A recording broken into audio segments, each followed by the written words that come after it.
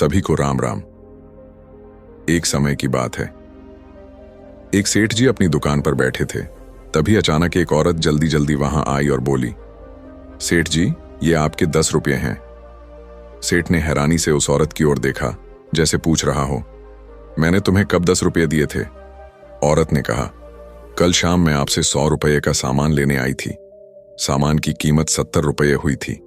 आपने मुझे 30 रुपये वापस देने थे, लेकिन गलती से 40 रुपये दे दिए, तो आपके 10 रुपये ज्यादा मेरे पास आ गए। अब मैं उन्हें लौटाने आई हूं। सेठ ने 10 रुपये को माथे से लगाया और फिर गले में रख दिया। फिर मुस्कुराकर बोला, बहन जी, कल जब आप सामान ले रही थीं, तब 5 रुपये कम कराने के लिए कितना मोल भाव कर रही थीं, कितनी बहस की थी और मेरा समय लिया था, और अब यह 10 रुपये लौटाने चली आई आप। औरत ने शांति से जवाब दिया, मोल भाव करना मेरा अधिकार था, लेकिन एक बार दाम तय हो जाने के बाद उस पैसे से कम देना या गलत फायदा उठाना पाप है। सेठ ने कहा, लेकिन बहन जी, आपने कहाँ कम दिया? आपने तो पूरे 100 रुपये दिए थे। ये तो मेरी गलती से आपके पास ज्यादा चला गया था। अगर आप रख भी लेती तो मुझे कोई फर्क नहीं पड़ता। औरत बोली, सेठ जी, आपको फर्क न पड़ता, लेकिन मुझे तो पड़ता। मेरा मन बोझिल हो जाता कि मैंने जानबूझकर आपका हक खा लिया। कल रात भी मैं लौटाने आई थी, मगर आपकी दुकान बंद थी, इसलिए आज फिर आई हूं। मुझे मन की शांति चाहिए, और जिसके लिए मन का चयन जरूरी हो, उसे यह सब करना ही पड़ता है। मेरे पति अब इस दुनिया में नहीं हैं, लेकिन जाते जाते उन्होंने मुझे यह सिखाया था कि किसी के हिस्से का एक पैसा भी मत खाना। इंसान तो चुप रह सकता है, पर ऊपर बैठा मालिक सब देखता है और उसका हिसाब किसी न किसी तरह बराबर करता है। मैं नहीं चाहती कि मेरे किए का बोझ मेरे बच्चों को भुगतना पड़े। सेठ यह सुनकर दंग रह गया और पूछा, लेकिन तुम्हारे कर्म का दंड तुम्हारे बच्चों को क्यों मिलेगा? औरत ने कहा, जैसे जायदाद में बच्चे हिस्सेदार होते हैं, वैसे ही अगर मैंने पाप से कमाई की तो उसका बोझ भी तो उन पर आएगा। भले यह रकम केवल 10 रुपये ही है, लेकिन इसके आगे का फल कितना भारी हो सकता है, कौन जानता है। इसलिए मैं कोई ढिलाई नहीं करना चाहती। इतना कहकर वह औरत चली गई। अब सेठ गहरे विचार में पड़ गया। तुरंत उसने गल्ले से 300 रुपये निकाले और स्कूटी पर बैठकर अपने नौकर से बोला, तुम दुकान संभालना, मैं अभी आता हूं। वह बाजार में एक और दुकान पर पहुंचा और दुकानदार से बोला, ये आपके 300 रुपये हैं। कल जब आप सामान लेने आए थे, तब हिसाब में गलती से ज्यादा जोड़ दिए थे। वह दुकानदार हंसते हुए बोला, अरे, अगर हिसाब ज्यादा हो भी गया था तो कोई बात नहीं, आप अगली बार दे देते जब मैं आता। इतनी सुबह सुबह लौटाने की क्या जल्दी थी? सेठ बोला, भाई, जब आप अगली बार आते तब तक अगर मैं इस दुनिया में न होता तो आपको तो पता भी नहीं चलता कि आपके 300 रुपये मुझ पर निकलते हैं। इसीलिए जरूरी था कि मैं तुरंत चुका दूं। ऊपर वाला कब हिसाब मांग ले कोई नहीं जानता, और उसके दंड से मेरे परिवार को भी गुजरना पड़ सकता है।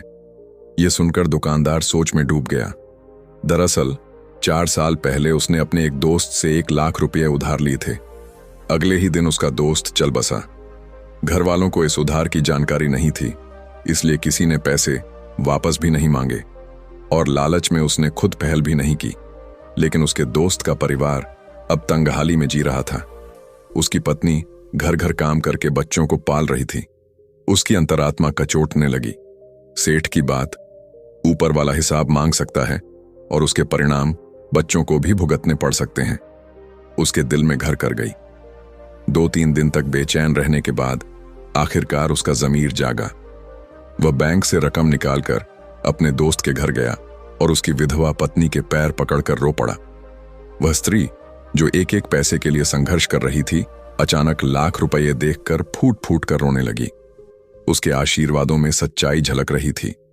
यही औरत वही थी जिसने सेठ को 10 रुपये लौटाने के लिए 7 किलोमीटर का सफर तय किया था। इससे एक बात साफ है, मेहनत और ईमानदारी की कमाई ही असली सुख देती है। ऊपर वाला जरूर परखता है, लेकिन सच्चे इंसान को कभी अकेला नहीं छोड़ता। लोग कहते हैं, भगवान के घर देर है अंधेर नहीं, लेकिन सच तो यह है कि देर भी नहीं है, क्योंकि वह सही समय पर ही न्याय करता है। हम अक्सर सोचते हैं कि गलत करके कुछ फर्क नहीं पड़ता, लेकिन यह सच नहीं है। दूसरों का हक दबाकर, चाहे वह छोटा हो या बड़ा, हम बुरे कर्म ही करते हैं। सामने वाला भले चुप हो जाए, लेकिन ऊपर वाला सब देखता है, और उस फल का असर केवल हम पर ही नहीं, हमारी आने वाली पीढ़ियों पर भी पड़ सकता है। जैसा कि समझदार लोग कहते हैं, बुराई करने वाला अकेला नहीं भुगतता, उसका परिवार भी उसमें साझीदार हो जाता है। क्योंकि जब हम पाप की कमाई घर लाते हैं तो सब उसी से रोटी खाते हैं। ऐसे में उसके दुष्परिणामों से वे कैसे बचेंगे? इसलिए इंसान को चाहिए कि हमेशा अपनी गलती खुद देखे और सुधारे, क्योंकि जब तक अंधेरा पहचानोगे नहीं, तब तक रोशनी कहां से जलाओगे? पहले स्वीकार करना पड़ेगा कि गलती है, तभी सुधार की राह खुलेगी। संगत का असर भी इंसान की जिंदगी बदल देता है। जैसा सुनोगे, जैसा देखोगे, वैसा ही बनोगे।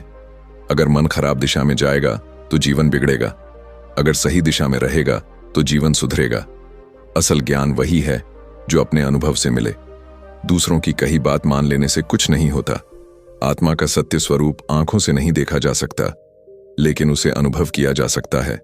जब इंसान अपनी आत्मा को जान लेता है, तभी असली सुख और शांति मिलती है। जो भीतर के सत्य को पहचान लेता है, वह बिना धनवान हुए भी सुखी रहता है, और जो उस स्वरूप को नहीं पहचानता, वह सब कुछ होते हुए भी दुखी ही रहता है।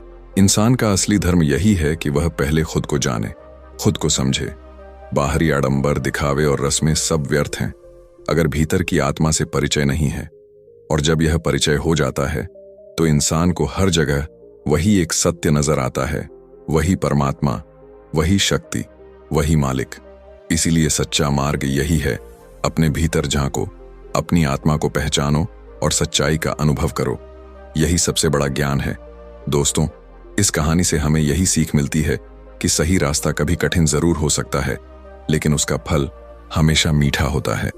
ईमानदारी और सच्चाई भले छोटी लगे, पर वही जिंदगी को सबसे बड़ा सहारा देती है। अगर आपको यह कहानी अच्छी लगी हो तो इसे अपने दोस्तों और परिवार तक जरूर पहुंचाइए। वीडियो को लाइक कीजिए, चैनल को सब्सक्राइब कीजिए और बेल आइकन दबाना मत भूलिए, ताकि ऐसी ही प्रेरणादायक कहानियां आपको सबसे पहले मिलें।